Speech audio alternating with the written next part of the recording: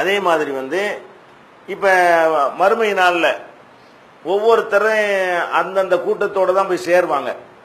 சில பேர் ஃபிரௌனோட இருப்பாங்க, சில பேர் அபூஜஹல் கூட்டத்தோட இருப்பாங்க. ஒவ்வொரு கூட்டத்தாரும் தங்களுடைய தலைவர்களோடவும் தங்களுடைய கொள்கைவாதிகளோடவும் தான் இருப்பார்கள். இப்ப நம்மளெல்லாம் நபிமார்களோட இருக்க வேண்டும், நல்லோர்களோட இருக்க வேண்டும், சுகதாக்கள் அல்லாஹ்வுடைய பாதையில தியாகம் செய்தவர்களோடு இருக்க வேண்டும். இதுதான் நம்ம எல்லாருடைய ஆசையாகவும் இருக்கணும். அப்படி இருந்தா தான் நல்லவர்கள் அர்த்தம். இப்ப நபிமார்களோட போய் சேர்ந்து அந்த குரூப்ல யாரெல்லாம் இருப்பா அப்படின்னு அல்லாஹ் சொல்லும் பொழுது இந்த ஒரு விஷயத்தை மட்டும்தான் சொல்றான். அல்லாஹ் ரசூல் சொல்ல கேட்டவன் தான் அங்க இருப்பானே தவிர வேற யார் சொல்ல கேட்டவனு நபிமார்களோட எல்லாம் இருக்க முடியாது. அப்ப மறுமை வெற்றி இதுலதான் உத்தரவாதம். அல்லாஹ் ரசூல் சொல்ல கேட்பதுல மட்டும்தான் மறுமையுடைய வெற்றி இருக்கிறது என்பதை அல்லாஹ் 4வது அத்தியாயத்துல 69வது வசனத்தில் சொல்கிறான். எப்படி சொல்றான்?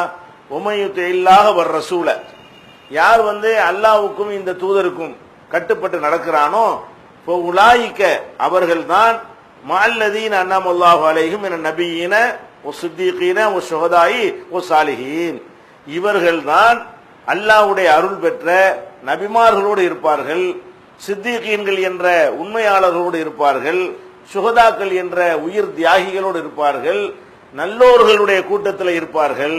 அப்ப நல்லோர்களுடைய கூட்டத்தில் நம்ம மறுமையில இருக்க விரும்பினால், அதாவது சொர்க்கத்துக்கு செல்ல விரும்பினால், வெற்றி அடைய விரும்பினால் ஒரே வழி என்ன?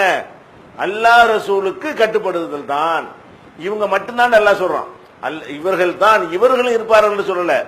அல்லாஹ் ரசூலுக்கு யார் கட்டுப்படுகிறார்களோ அவர்கள் தான் நபிமார்களோடு இருப்பார்கள்.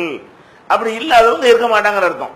அப்ப இந்த குர்ஆன் ஹதீஸை தவிர வேற ஒன்னை யாராவது ஏற்றுக்கொண்டார்களே ஆனால் அவர்கள் நபிமார்களோடு இருக்க முடியாது, நல்லோர்களோடு இருக்க முடியாது என்பது இந்த ரெண்டு மட்டும்தான் மூல ஆதாரம். குர்ஆனும் நபி வழியும் மட்டும்தான் இஸ்லாத்தினுடைய ஆதாரம் என்பதற்கு இதுவும் சான்றாக இருக்கிறது.